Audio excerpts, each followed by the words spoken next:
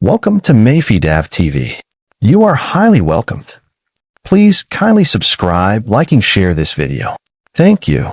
No country has historically taken a step to expel all foreign gold mining companies, but Captain IBRAHIM Traoré of Burkina Faso has made history by doing so. After careful consideration and building alliances with powerful figures, Captain Traoré has suspended all foreign mining licenses, including those held by Russian companies. This decision was driven by the discovery of covert activities by these companies within Burkina Faso. Traoré's move raises questions about the future of the country's gold reserves, especially considering Burkina Faso's status as one of the world's poorest nations despite its substantial gold resources. Traoré identified that France, Burkina Faso's former colonial power, had impeded the development of an independent gold mining industry through unfair trade agreements during both the colonial and post-independence periods. These agreements ensured that France reaped disproportionate benefits from Burkina Faso's gold resources. While serving in the military, Traoré closely monitored France's actions, noting that French companies received special privileges and mining concessions, with pricing arrangements unfavorable to Burkina Faso. France's policies discouraged the development of local expertise, fostering reliance on foreign technology and knowledge, which perpetuated Burkina Faso's dependence on external actors. Traoré recognized these detrimental policies and aimed to liberate Burkina Faso from this cycle. He understood that France had significant political influence over Burkina Faso's government, ensuring policies favored French interests in the mining sector, including lobbying against local control over gold resources and securing favorable terms for French companies. To break free from this systemic trap, Traoré consolidated his power and addressed the issue of the CFA franc, the common currency for several West African countries. The fixed exchange rate of the CFA franc to the euro was artificially high, diminishing Burkina Faso's export competitiveness, discouraging investment, and limiting potential revenue from gold exports. France could import Burkina Faso's gold at reduced costs due to the manipulated exchange rate. Traoré's actions represent a broader movement among African leaders seeking a fairer share of their own wealth and challenging the narrative that African nations are merely sources of cheap resources. His decision symbolizes a fight for sovereignty and challenges the Western portrayal of Africa as a resource base. Traoré's bold move may inspire other African countries to assert control over their resources. His actions have ushered in a new era for Burkina Faso, marked by unwavering dedication to resource nationalism and national sovereignty, igniting hope throughout Africa. This story transcends gold, representing a nation's struggle to reclaim its dignity and future. Since Traoré assumed power, he has unveiled plans with significant implications, including the expulsion of major industry players such as Nordgold, Endeavour Mining, Fortuna Silver Mines, B2 Gold, and Hummingbird Resources. This decision sent shockwaves through Western corporations accustomed to exploiting Africa's wealth. Beyond defying France, Traoré's strategy ensures that Burkina Faso's gold wealth benefits its people rather than foreign corporations, resonating with frustration shared by many African leaders witnessing resource exploitation by Western companies. In addition to the expulsions, Traoré implemented significant mining regulation reforms, including increasing royalty rates during high gold prices, aiming to secure a more equitable share of wealth for Burkina Faso. The expulsion of Russian mining giant Nordgold, previously considered a strategic ally, raised questions of favoritism towards other foreign players.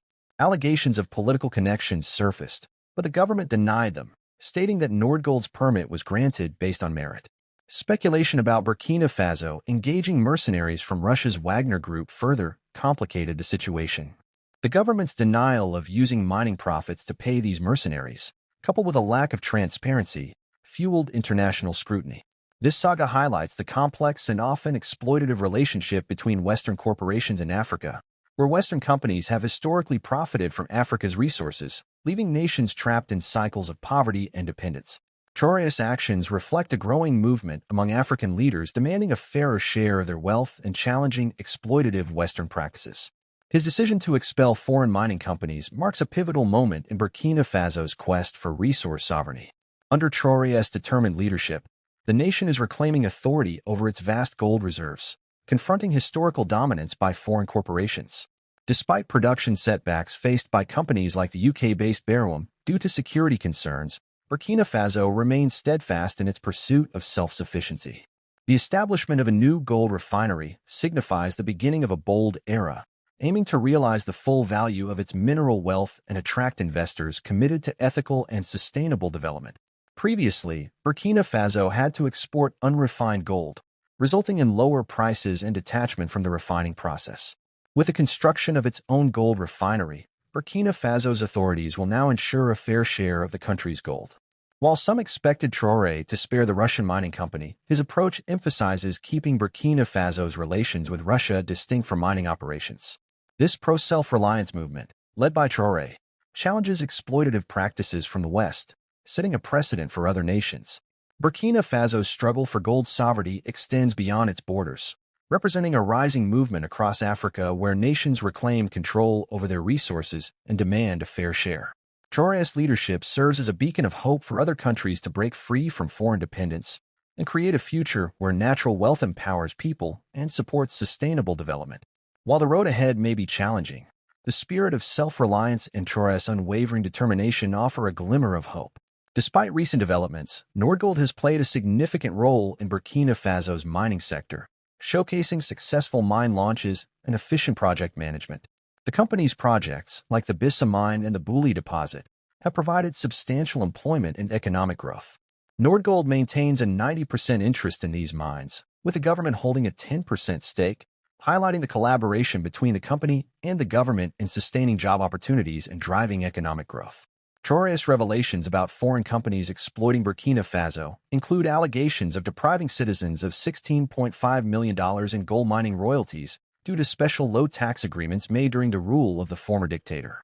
This substantial sum, crucial for supporting public services, highlights the exploitation by foreign companies. Despite attempts by the government to charge higher royalties, agreements made in the past hindered these efforts. Nordgold's fiscal stability clause, fixing the royalty rate at 3%, led to significant savings for the company. This situation underscores the illicit practices of foreign gold mining companies in Burkina Faso. Traoré patiently waited for their licenses to expire and now wields his absolute power to renegotiate terms, aiming to discard previous unfavorable arrangements and prioritize the interests and welfare of Burkina Faso. The decision to expel foreign companies and renegotiate agreements represents a firm approach to treating all allies equally. Traoré's strategy aims to ensure that Burkina Faso becomes the primary beneficiary of its gold resources, setting a precedent for more equitable resource exploitation. This action also promotes transparency and accountability, ensuring all aspects of agreements are open to public scrutiny and free from corruption.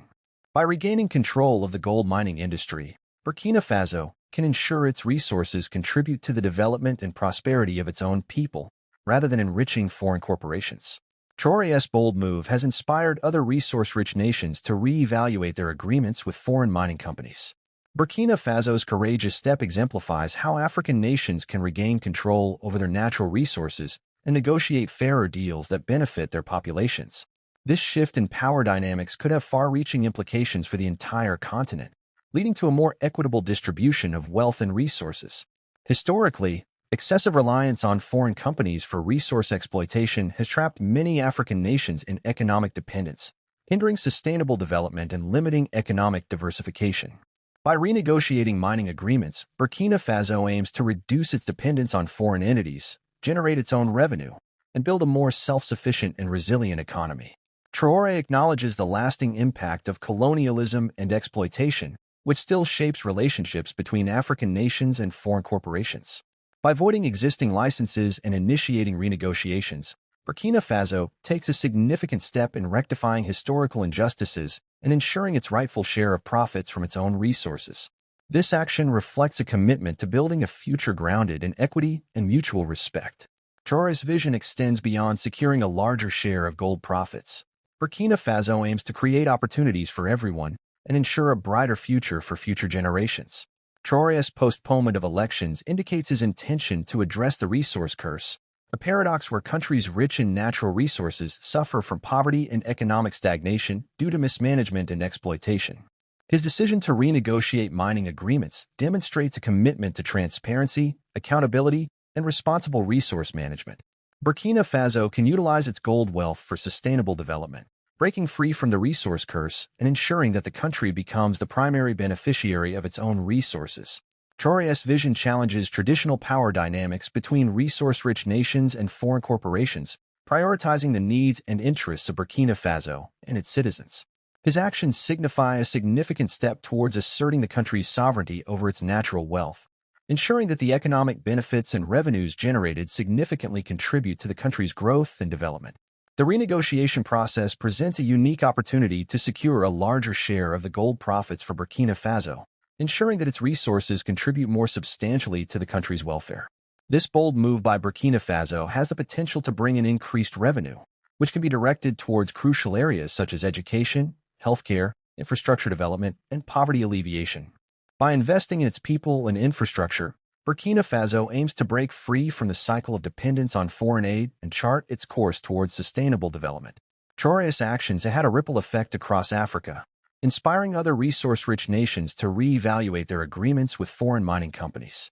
Burkina Faso's courageous step serves as a powerful example of how African nations can regain control over their resources, demand fairer deals, and reclaim their destiny.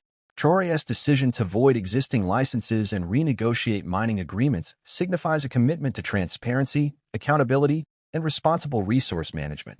It represents the first step in rectifying historical injustices and ensuring that Burkina Faso's rightful share of profits from its own resources contributes to the country's growth and development. This strategy reflects a forward-thinking approach, emphasizing sustainable development and equitable distribution of wealth, empowering the people of Burkina Faso to build a brighter and more prosperous future.